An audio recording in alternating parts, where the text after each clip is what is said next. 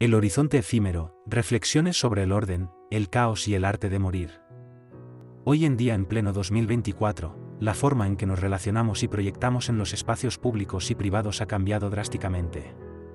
Los estándares sociales y de comportamiento están moldeados por una mezcla de expectativas tradicionales y nuevas reglas impuestas por el ojo público o el ojo colectivo, donde la exposición constante puede tanto elevarnos como debilitarnos. Esta exposición ha llevado a la proliferación de perfiles falsos y el deseo de esconderse para proteger una parte de nuestra identidad. Cada uno de estos aspectos presenta desafíos éticos y psicológicos, subrayando cómo la tecnología redefine las nociones de privacidad y autenticidad. Los estándares de comportamiento y moralidad siempre han sido moldeados por la sociedad, pero en el mundo digital estos adquieren una dimensión nueva. Las plataformas de redes sociales actúan como foros públicos, donde cada acción puede ser juzgada instantáneamente por una audiencia global. Los estándares sociales ya no son dictados exclusivamente por normas locales o familiares, sino por un conglomerado de usuarios con diferentes valores y perspectivas. Este fenómeno genera una presión constante por adherirse a lo que es correcto o aceptado en el espacio digital. Por ejemplo, se espera que las personas presenten su mejor versión en plataformas como Instagram o Facebook, creando una narrativa de éxito y felicidad. Quienes no logran cumplir con estos estándares pueden enfrentar críticas o aislamiento, lo que refuerza la idea de que la aprobación social depende de una construcción cuidadosa de la imagen personal. El ojo público, la vigilancia constante. El ojo público en el mundo digital es omnipresente. Cada comentario, foto o interacción puede ser observada y juzgada por una audiencia amplia. Esta constante vigilancia no solo genera ansiedad, sino que también moldea nuestras decisiones. El ojo público se refiere a la presión de saber que nuestras acciones, en muchos casos, son visibles y pueden tener repercusiones. Como señala el sociólogo David Lyon, la vigilancia contemporánea ya no es solo sobre control, sino también sobre la construcción de sujetos conformes a las normas sociales. Este escrutinio no se limita a figuras públicas, cualquier individuo puede convertirse en objeto de atención viral por una simple publicación. Esto genera una sensación de autopolicía, donde las personas ajustan sus comportamientos para evitar consecuencias negativas. El ojo colectivo. El poder de la multitud. A diferencia del ojo público, que puede provenir de una autoridad central o una audiencia desconocida, el ojo colectivo se refiere a la vigilancia y control que ejerce la sociedad y grupos de poder que operan desde el Fondo Monetario Internacional, la ONU, el mercado de valores, el mercado de la guerra y el narcotráfico en conjunto. Este fenómeno es más evidente en las redes sociales, donde la viralización de un contenido puede llevar al apoyo masivo o la condena en cuestión de horas. El ojo colectivo actúa como juez y jurado, estableciendo castigos sociales inmediatos para aquellos que no siguen las normas implícitas del entorno digital. Este control social también tiene un lado oscuro, el fenómeno de la cancelación, donde personas o figuras públicas son excluidas o castigadas socialmente por comportamientos que la multitud considera inapropiados. El ojo colectivo, si bien puede servir como mecanismo de justicia social, también corre el riesgo de promover la intolerancia y el extremismo moral. Como señala el filósofo Byung-Chul Han, la sociedad de la transparencia está formada por un poder difuso y no jerárquico que es igual de peligroso que la vigilancia centralizada. El perfil falso, una identidad escapista. El anonimato digital ofrece la posibilidad de crear perfiles falsos, una práctica común que permite a los individuos explorar aspectos de su identidad sin la responsabilidad o las consecuencias del mundo real. Estos perfiles pueden tener múltiples motivaciones, desde el deseo de escapar de la presión del ojo público, hasta la intención de actuar de manera subversiva o antisocial. Para algunos, el perfil falso es una herramienta de protección, un refugio en el que pueden interactuar sin la carga de ser juzgados por sus conocidos o por la sociedad en general. No obstante, el uso de perfiles falsos también plantea dilemas éticos. En muchos casos, se utilizan para el acoso o la desinformación, lo que plantea preguntas sobre la responsabilidad individual en el entorno digital. A medida que la tecnología avanza, la dificultad para distinguir entre lo real y lo ficticio también aumenta, generando un panorama donde la autenticidad se vuelve un bien escaso. Esconderse, la búsqueda de privacidad. Por último, el deseo de esconderse en la era digital está relacionado tanto con la búsqueda de privacidad como con la protección de la identidad. A medida que el ojo público y colectivo se vuelven más invasivos, muchas personas optan por retraerse, limitando su exposición o creando versiones de sí mismos más neutrales para evitar ser el centro de atención. Esconderse puede ser visto como una forma de resistencia a la vigilancia constante, una declaración de autonomía en un mundo donde la visibilidad parece ser el principal valor. Sin embargo, el esconderse también tiene consecuencias. Aquellos que optan por reducir su presencia digital corren el riesgo de ser olvidados o excluidos de la esfera pública, donde gran parte de la vida social, económica y política se desarrolla hoy en día. La tensión entre la necesidad de visibilidad y el deseo de privacidad define una de las paradojas más complejas de la era digital. Los estándares de comportamiento en el mundo digital están profundamente influidos por la vigilancia constante del ojo público y colectivo, lo que genera nuevas formas de control social. Mientras que algunos responden a estas presiones creando perfiles falsos o escondiéndose, otros optan por exponerse al escrutinio público, adaptándose a los nuevos estándares de la era digital. Esta realidad plantea preguntas importantes sobre la autenticidad, la privacidad y la libertad en un mundo cada vez más interconectado, donde la identidad se negocia entre lo visible y lo invisible. El hermetismo postmoderno es una respuesta al ruido constante y la sobreexposición que define la era digital. A medida que las personas enfrentan el escrutinio del ojo público y colectivo, algunos optan por un retiro intencional, un aislamiento selectivo y una distancia emocional del entorno. Este hermetismo no es sinónimo de aislamiento absoluto, sino una estrategia consciente para proteger la mente y el alma de las distracciones y exigencias externas. Aquí es donde la filosofía del estoicismo resurge como una herramienta esencial para navegar el caos del mundo contemporáneo. Hermetismo o estoicismo, el retiro interior. El hermetismo en la era postmoderna puede interpretarse como una variante del estoicismo, una filosofía que busca alcanzar la paz interior y la serenidad mediante el control de las emociones y la aceptación de lo que no se puede cambiar. En un entorno digital que impone la necesidad de estar siempre visible y conectado, el acto de retraerse y cultivar un estado de introspección es un acto de resistencia. El hermetismo no es un rechazo al mundo, sino un refugio temporal para fortalecer la mente y recuperar el control sobre la propia vida. El estoicismo enseña que la felicidad de tu vida depende de la calidad de tus pensamientos, Marco Aurelio. Este enfoque enfatiza la importancia de no dejar que las circunstancias externas, como el juicio de otros o la presión social, dicten nuestro bienestar. En lugar de participar en el ruido, los estoicos buscan el silencio interior y la calma, entendiendo que no pueden controlar lo que sucede a su alrededor, pero sí pueden controlar cómo reaccionan ante ello. Paz en acción, el poder del silencio. El silencio y la introspección no son pasividad, de hecho, representan una forma de acción en paz. En un mundo hiperconectado, la capacidad de actuar en silencio, sin la necesidad de validación externa o constante retroalimentación, es una muestra de fortaleza. Como señala el pensador David Goggins, un ex-seal de la Marina de E.U.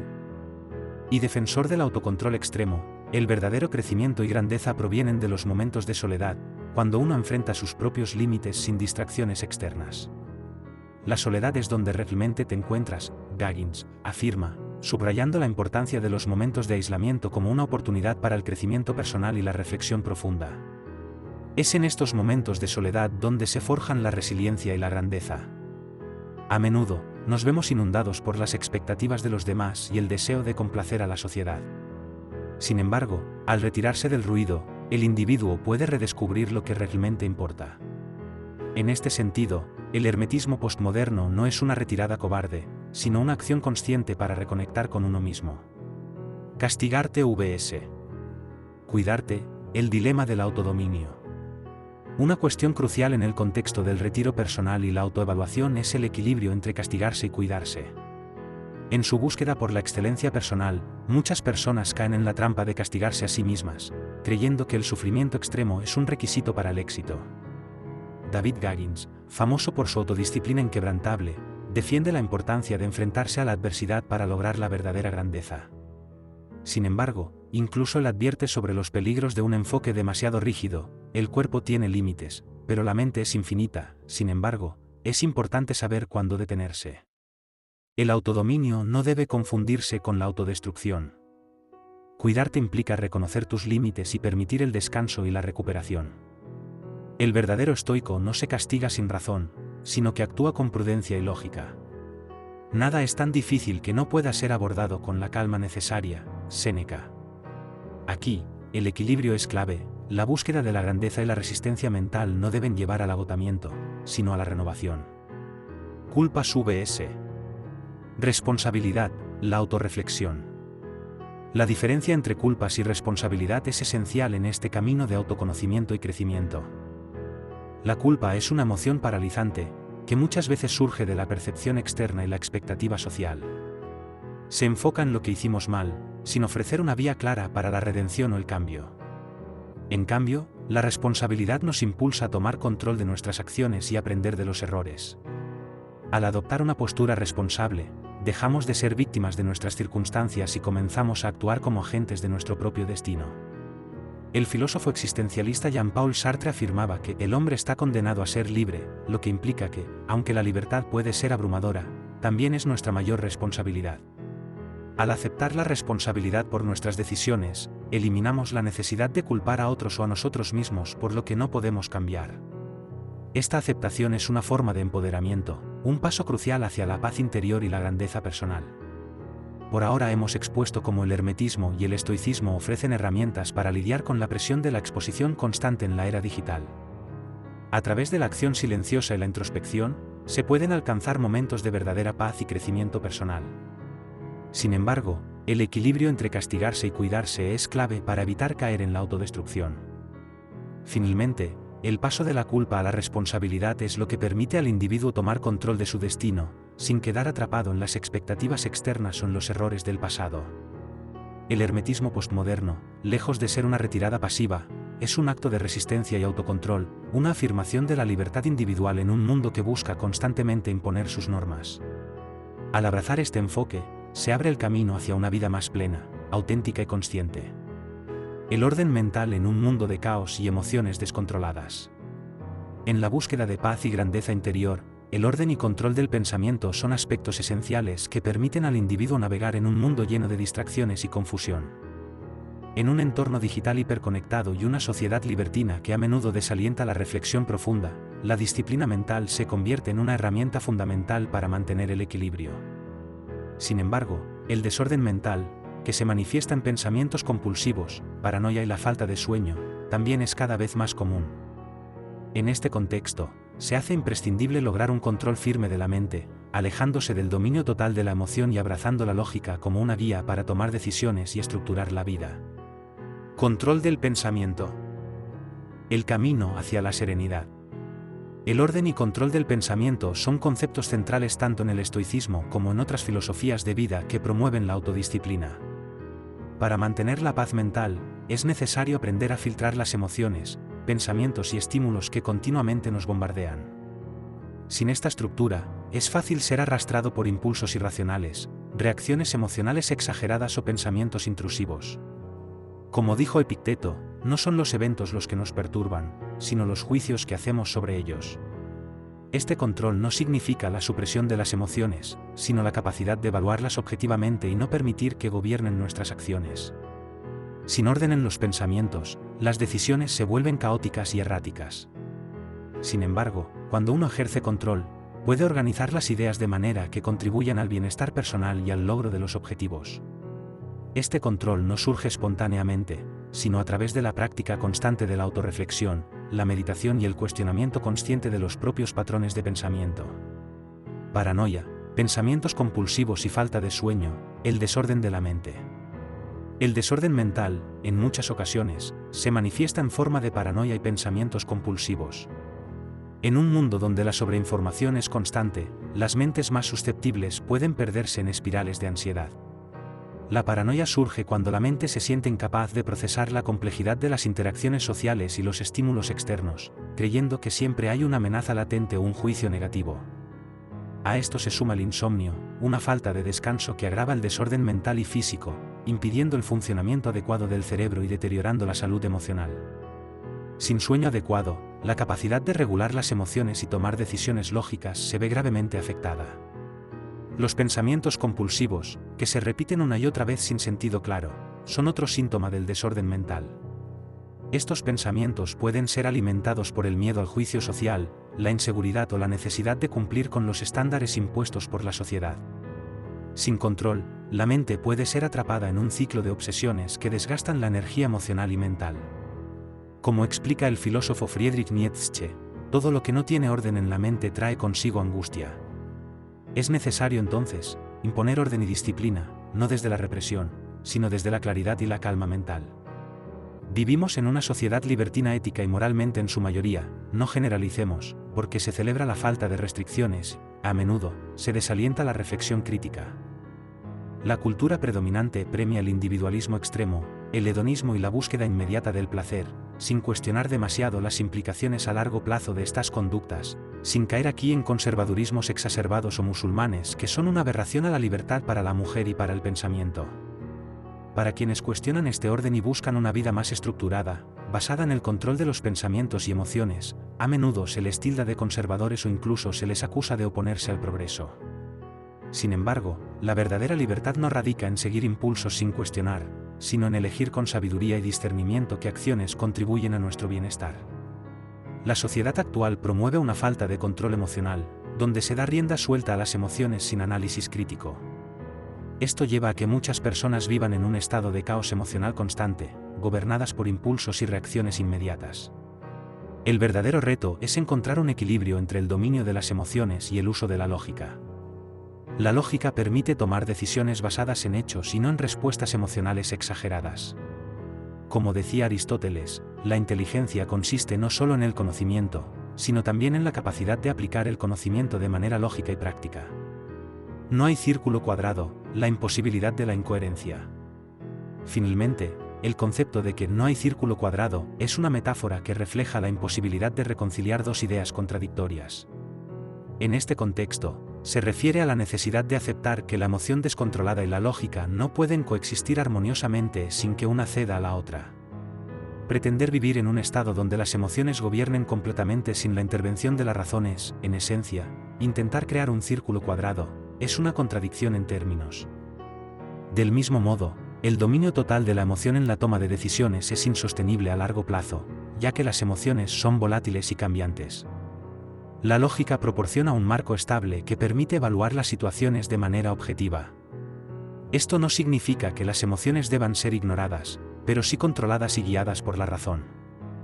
La razón sin emoción es fría, pero la emoción sin razón es peligrosa. Descartes.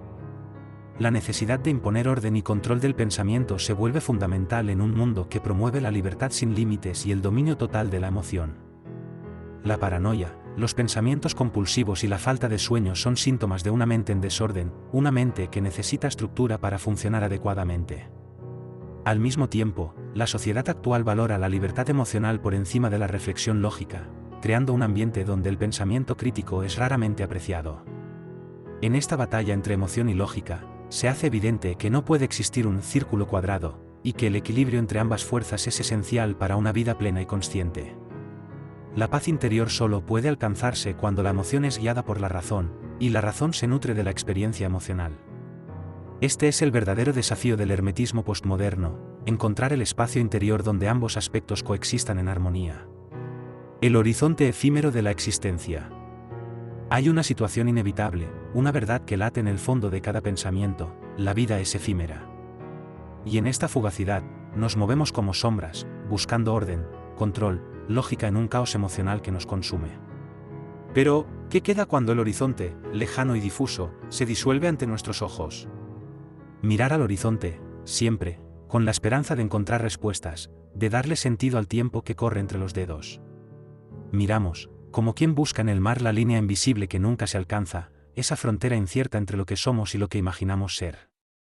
Y entonces, te miras mirando, te observas en ese acto perpetuo de búsqueda, consciente de que también tú eres el horizonte que se desvanece.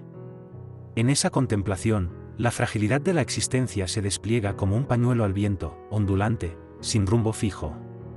Lo que parecía tan importante, el control, el dominio de los pensamientos, la lógica enfrentada a la emoción, se derrumba. Te desvances en el acto, en ese instante donde la mirada se funde con el infinito, y, de repente, todo pierde sentido. Es en ese momento, cuando la estructura de la vida misma se desmorona, que encontramos una verdad más profunda, la necesidad de aprender a morir. Morir no es solo el final físico, es el acto de soltar, de dejar ir las certezas, los miedos, las obsesiones que nos atan a un ciclo interminable de ansiedad y control. Es aprender a vivir con la certeza de que todo lo que construimos, todo lo que pensamos y sentimos, es tan transitorio como la luz de una vela a punto de apagarse. Pero en esa muerte simbólica, en ese acto de rendirse ante la impermanencia, Hay una libertad que solo los que miran de frente al horizonte efímero pueden entender. Como dijo Lorca, el más terrible de todos los sentimientos es el sentimiento de tener la esperanza muerta.